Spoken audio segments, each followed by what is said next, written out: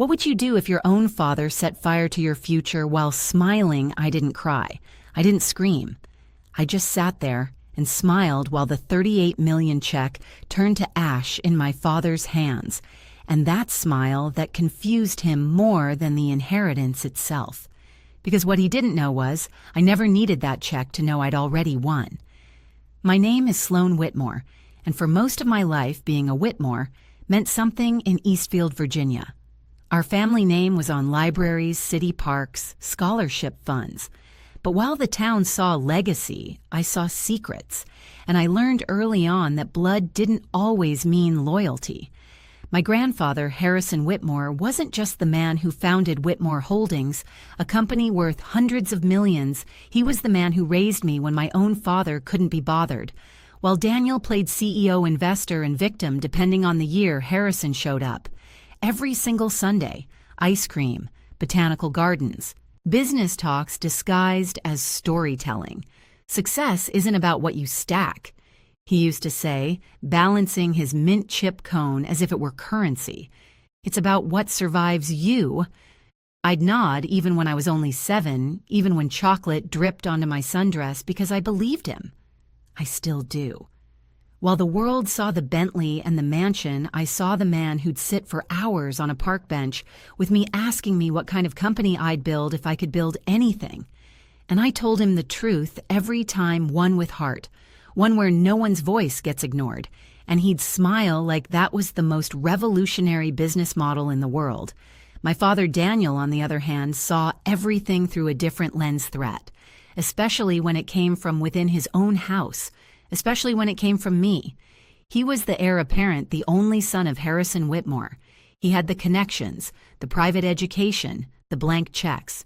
But he also had a habit of blowing it all up, either in business or with bourbon. I remember being 12, crouched at the top of the stairs, listening to him rage in the study. The kind of rage that didn't need fists to bruise you.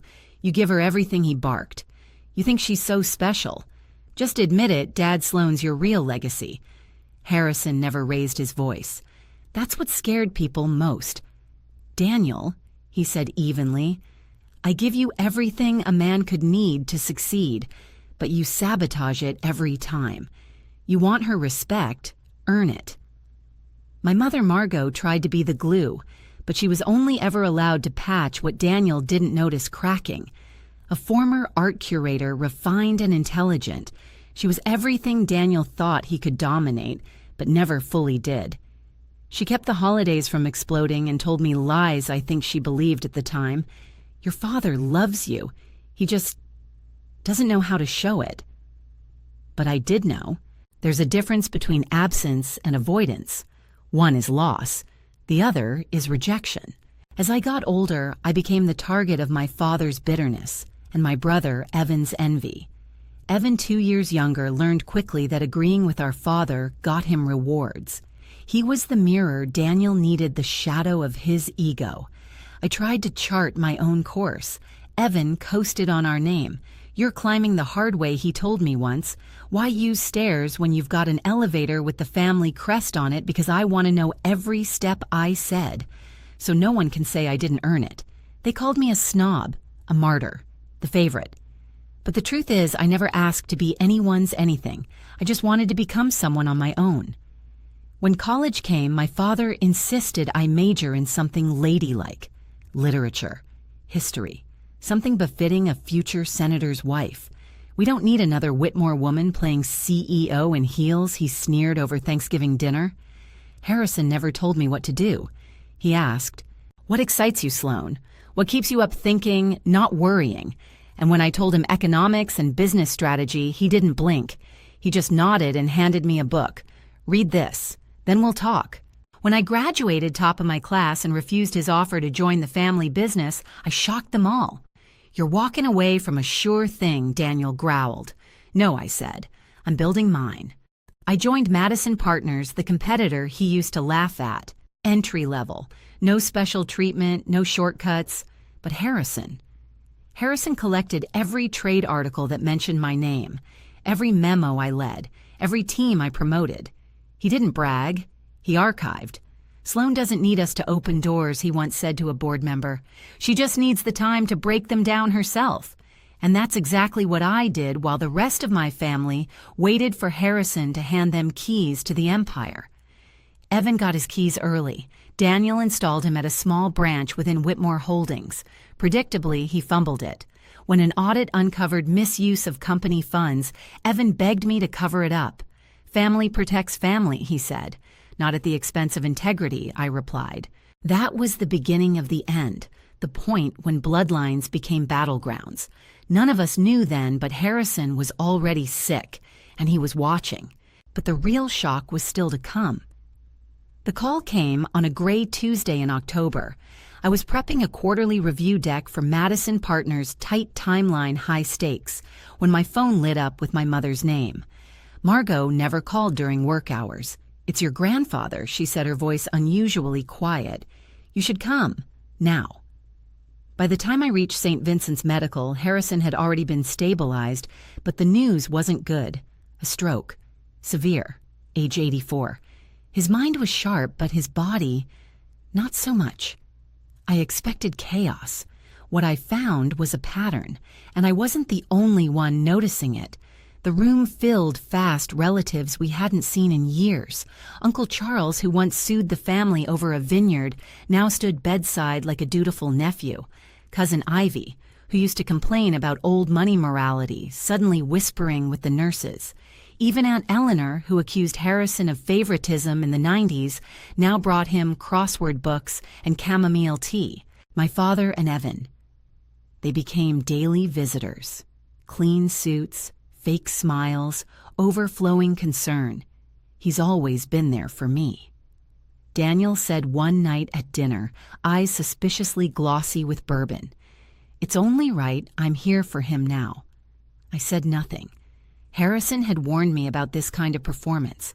"The Whitmores don't circle out of loyalty," he once said. "They circle out of hunger." And now, the vultures were circling.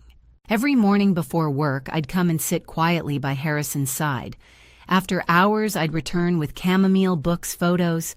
Sometimes he'd doze off in mid-conversation, but other nights we talked. Not about illness, not about death, about strategy, business, legacy, and eventually, secrets. One night, with the machine softly humming and rain tapping the window, he asked the nurses to step out. Then he said my name. "Sloan," he whispered, gripping my hand with startling strength. "I've made 2 plans. Plans," I asked, gently. "For the company, for everything, for the aftermath." His breathing was shallow, but his eyes burned with clarity. "Daniel will fight the first one. Let him. Let him think he's won." I sat straighter, trying to follow. His words were deliberate, low, almost encoded. "I've seen people clearly my whole life. Your father, Evan, you, especially you." I squeezed his hand, feeling my throat tighten. He continued, "You never asked me for anything, not even when I would have given you the world. That's why I'm giving it to you now." I tried to speak, but he cut me off with a weak shake of the head. "Alan will explain everything when the time comes. But promise me, this trust the process. Even when it seems like you've lost everything." I promised him. I didn't know what I was promising, but I knew better than to ignore the last strategy of a man who built an empire from nothing. The next morning, Alan Grayson Harrison's longtime attorney arrived with a stack of legal folders and an expression that gave nothing away. My father, as expected, pulled him aside. "We should review the company clauses," Daniel said. "Make sure everything is properly aligned." Alan smiled, polite but unreadable. "We'll cross that bridge at the appropriate time." I caught Alan's eye briefly. He gave me the slightest nod. Harrison was putting the pieces in place, and while he drifted in and out of lucidity, the performance outside the hospital room only intensified. Uncle Charles offered to handle the memorial planning. Aunt Eleanor asked for an advanced preview of the will just to ensure harmony. Evan began hinting that it might be time for him to step into a more senior role at Whitmore Holdings. My father, he paraded paperwork in and out of the room, claiming they were company updates Harrison needed to review. He's still Chairman Emeritus, Daniel reminded everyone. These decisions need his blessing. What he didn't say was that Harrison hadn't signed a single document. Not one. One night after another long day, Harrison looked at me and said something I didn't expect. "Do you remember the lake house?" I smiled. "You mean when I was 10, when I fell off the dock?" He chuckled softly. "You didn't cry. You bled, swallowed lake water, scraped your knees, but you didn't cry. You let your grandmother bandage you, then went back an hour later and jumped in again. I wanted to prove I wasn't afraid," I said. "No," he corrected gently. "You wanted to prove that falling didn't define you. That's what makes you different." He looked out the window as if watching the future arrive. "Use that, Sloan. Use that when things get ugly." Those were his last coherent words to me. He passed quietly at dawn, hand in mind, the light rising behind the hospital curtain like a promise only we could understand. His funeral was beautiful and artificial. Daniel wept. Evan made a speech. Aunt Eleanor critiqued the floral arrangements. I stood silent. The grief was real, but only mine felt honest. The rest of them were already thinking about what came next. And what came next, that was already in motion. Because Harrison hadn't just left a will. He'd left a system, a final move, and soon it would set the entire Whitmore legacy on fire in the best possible way. The reading of the will was set for the following Tuesday. Location, the Whitmore Boardroom. 13th floor, downtown San Francisco, floor-to-ceiling windows, polished mahogany table, 12 leather chairs, and one ghost. Harrison Whitmore was dead, but his presence unmistakably alive. When I walked in, I felt the eyes. Some glared, others smirked. They all assumed I'd show up, accept a flower arrangement, and step quietly out of legacy. After all, I wasn't in the company. I wasn't even on payroll. Daniel sat at the head of the table, sleeves rolled to the forearms like a man already preparing for the throne. Evan looked freshly groomed, new haircut, custom suit.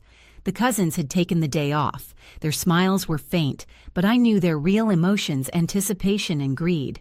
Alan Grayson walked in precisely at 10:00 a.m. and laid down the will with a silence that sliced the room. Per the last valid testament and directives of Harrison Thomas Whitmore, Alan began this document, reflects his final wishes, duly notarized and witnessed. Let's begin. It started predictably. To Eleanor, a charitable trust in her name for literacy. To Charles, a vineyard he already mismanaged in the 90s. To Evan, a symbolic $500,000 stake in the innovation branch. Enough to flatter, not enough to control. The air in the room shifted. Daniel's smile never wavered until Alan flipped the second envelope. "And to my son, Daniel Whitmore." Alan paused slightly, as if weighing every syllable. I leave the personal property within my home. The artwork, the piano, the coins he always asked about, and a final check made out for $1. You could have heard the leather on Daniel's chair creak. His mouth opened, but nothing came out. "He must have forgotten to update that clause," Daniel muttered, turning to Alan. "There is no error," Alan replied smoothly. "Your father reviewed this version 3 days before his passing. He instructed me to read it exactly as written. $1. That's a damn insult." Alan didn't blink. That was likely intentional. Then came the silence. The entire table turned.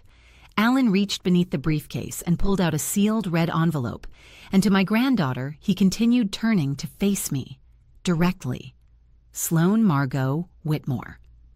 I hereby grant full executive authority, including but not limited to financial control, operational voting rights, and founders' equity in Whitmore Holdings, currently valued at $38 million. Silence exploded into chaos. Evan stood. "What the hell do you mean, executive authority?"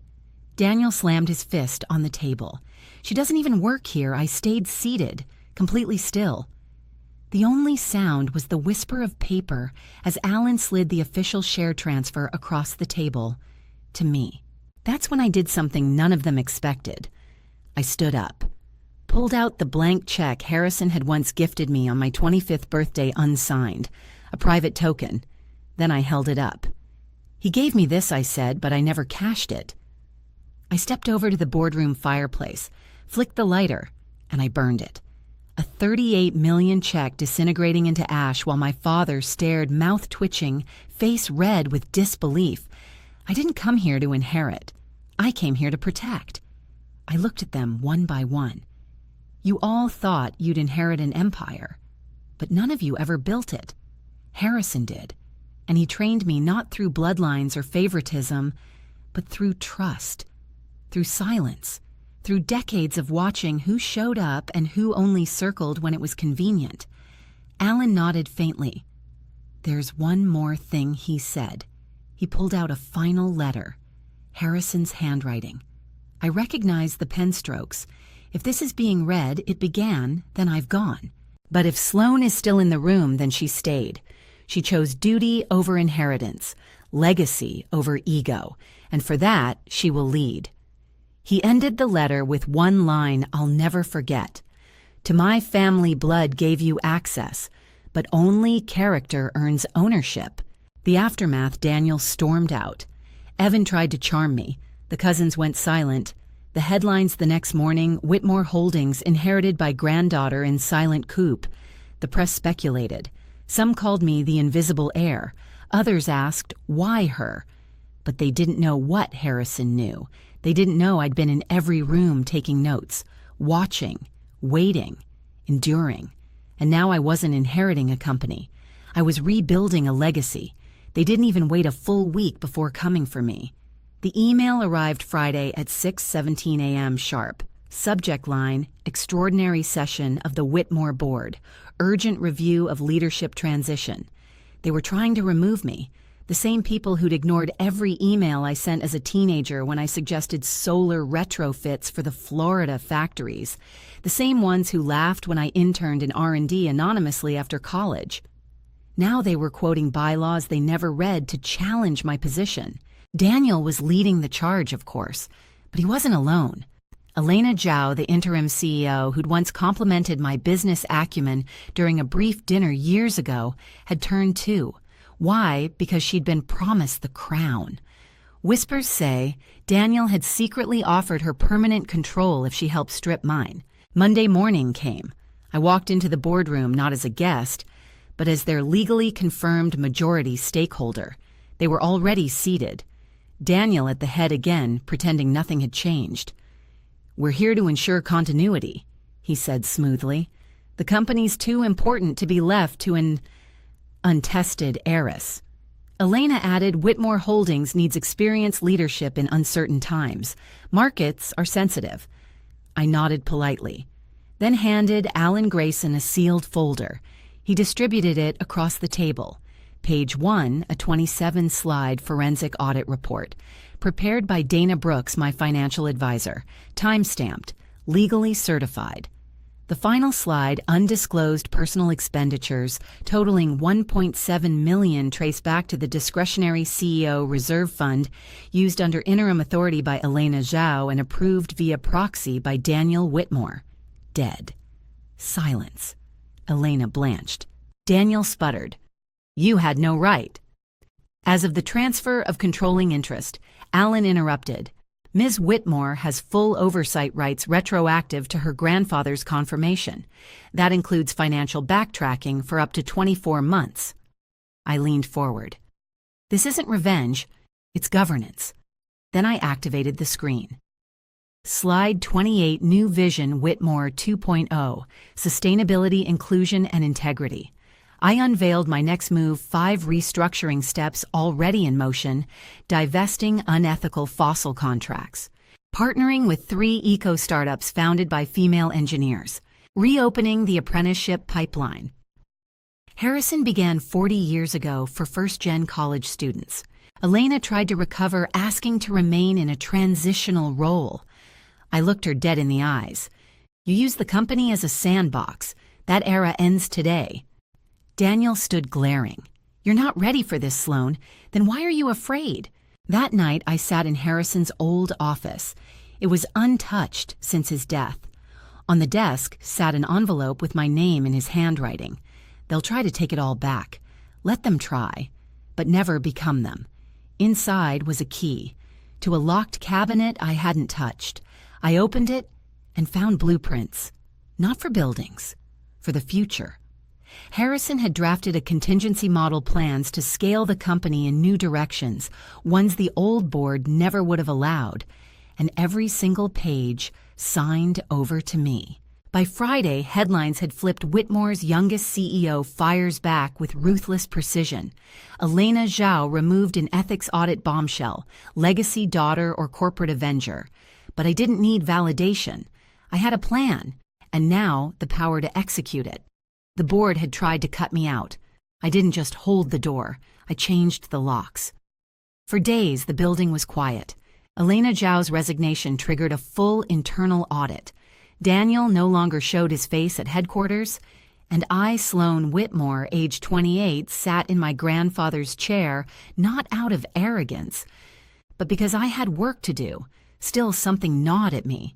Harrison had left 52% of the company to me, but 6%, a silent minority stake, was unaccounted for. When Alan Grayson traced the trust structure, he found a series of transfers leading to one name we hadn't heard in years: Marcus Ellery, my grandfather's former protege, a man who vanished from public life 2 decades ago after a scandal no one ever fully explained. Friday, 8:30 a.m. A man walked into the Whitmore lobby. No security check, no badge. He was already listed as board-approved visitor on the internal guest log. Tall, white hair, sharp cane, sharper eyes.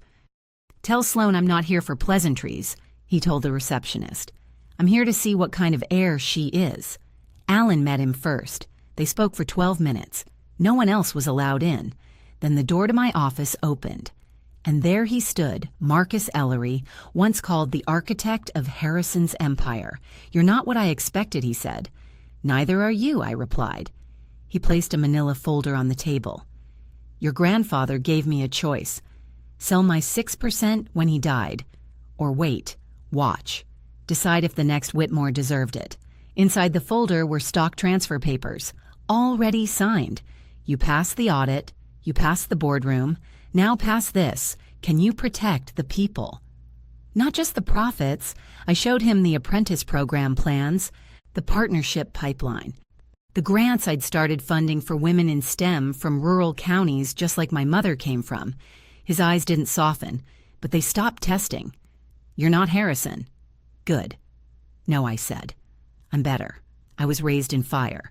Hours later, I called a final emergency session, this time with full 58% control. Daniel was forced to attend. He looked worn down, like the wind had finally stopped pretending to blow in his direction. "This isn't personal," I said, calmly addressing the full board, "but my father knowingly enabled financial mismanagement under a proxy CEO. He undermined shareholder confidence, and he attempted to remove a legal heir using false pretenses. Effective immediately, Daniel Whitmore is removed from all executive and advisory functions. His stock is frozen pending ethics review." The room erupted. Some protested. Most just nodded grimly. Daniel stood. "You've destroyed this family." "No," I said. "You destroyed your own legacy when you couldn't stomach mine." That night, I stood alone on the rooftop. The city shimmered below like a map I now held in my hands, but my grandfather's words still echoed. "Power only matters if you give it away to the right people." So I called Lena, my assistant. "It's time to activate Phase 2.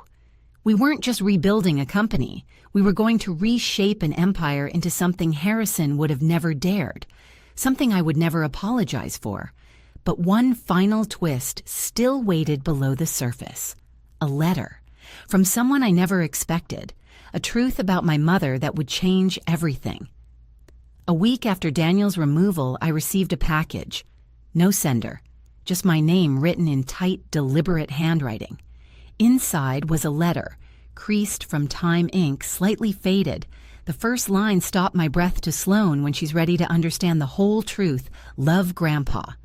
The envelope was double-sealed. Taped inside the flap was a USB drive. Alan and I reviewed the files, silent. Cold coffee untouched. It was everything: photos, scans, a notarized statement, and one document that detonated my entire understanding of my family. My mother, Diana Ward, had not died in childbirth like I was told. She had lived. She had fled. Harrison had helped her disappear to protect me from Daniel, because Daniel had threatened her, not physically, but financially, legally, viciously.